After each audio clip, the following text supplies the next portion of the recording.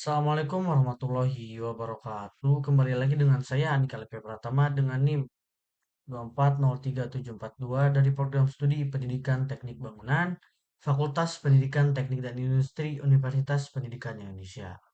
Nah, pada video sebelumnya saya sudah menjelaskan apa itu elipsoid dan apa itu geoid. Nah, pada video kali ini kita akan melanjutkan pembahasan mengenai proyeksi peta. Oke, nah pertama-tama apa sih proyeksi itu?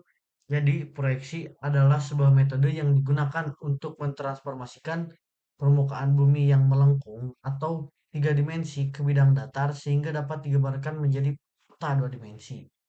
Daripada video sebelumnya, bahwa bumi itu sebuah elip, artinya bulatan, tapi bulatannya itu tidak sempurna. Maka dari itu, dengan adanya proyeksi peta ini, kita bisa dapat melihat jelas gitu, baik di kertas maupun di layar komputer, proyeksi bumi dalam bentuk datar atau bentuk dua dimensi. Nah, selanjutnya apa sih tujuan dari proyeksi itu? Yang pertama pastinya memindahkan permukaan bumi yang melengkung ke bidang datar. Nah, karena bumi itu berbentuk elips, maka kita membutuhkan suatu gambaran di bidang datar. Maka dari itu proyeksi peta sangat dibutuhkan. Oke, yang selanjutnya kedua tuh mengurangi kesalahan bentuk, luas, jarak, dan arah. Dengan kita memproyeksikan bumi menjadi bidang datar, maka bentuk, luas, dan jarak maupun arahnya tuh semakin jelas gitu. Baik dari bentukannya, luasnya yang terlihat lebih terukur, maupun dari arahnya. Nah, yang ketiga tuh ada memudahkan penggambaran dan analisis peta. Dengan kita menggambar menjadi bidang datar, otomatis kita lebih mudah untuk menganalisis peta-peta. Oke. Nah, yang keempat tuh memberi gambaran visual yang konsisten antar wilayah. Artinya, dengan kita menggambarkan bidang datar atau dari tiga dimensi menjadi dua dimensi, kita bisa dapat melihat jelas gitu bahwa batas-batas wilayah terutama di Indonesia itu lebih jelas. Contohnya tuh dari Sukabumi ke Cianjur maupun dari Cianjur ke Bandung. Nah, yang terakhir tuh menjadi dasar keputusan teknis dan perencanaan.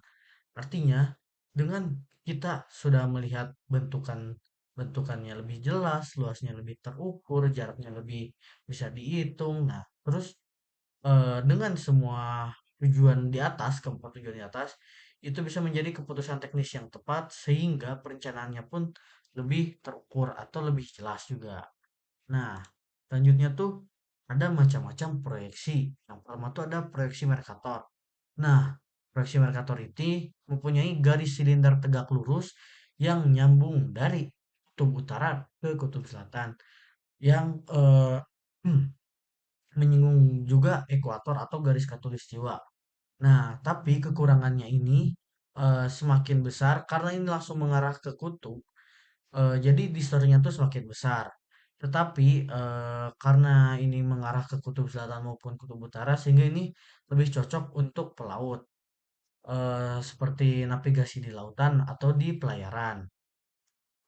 Nah, selanjutnya tuh yang kedua tuh yang ada proyeksi transfer Mercator.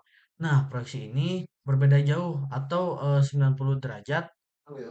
Nah, karena ini memotong 90 derajat, sehingga ini mempunyai garis meridian di tengah gitu. Nah, selanjutnya tuh karena ini tidak langsung menyinggung garis ekuator, sehingga distorsinya tuh semakin kecil gitu.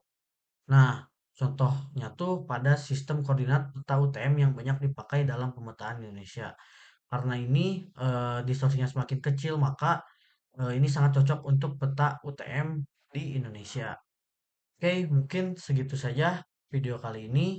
Wassalamualaikum warahmatullahi wabarakatuh.